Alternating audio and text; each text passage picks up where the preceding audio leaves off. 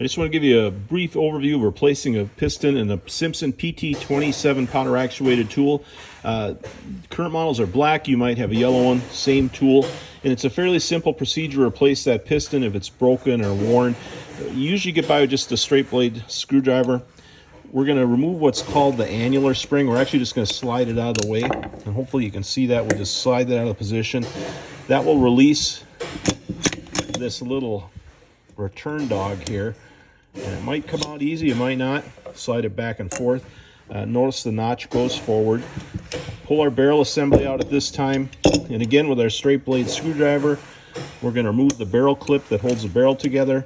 I like to keep my finger on it in case it flies away. And there you have it. Now you can disassemble your barrel. Your fastener guide will come out. As far as the piston, they come out sometimes easy, sometimes hard, depending on how dirty the tool is. If it gives you trouble, just take a small screwdriver or something and push it out through the back of the chamber there, and you'll be good to go.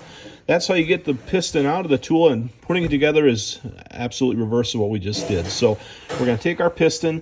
I want you to note that there's a gap in most of the piston rings. There are some that are continuous rings, but this one has a gap. So we want to put that gap away from the slot and then push it all the way back to the back of the barrel. Then we want to put our fastener guide back in the front barrel.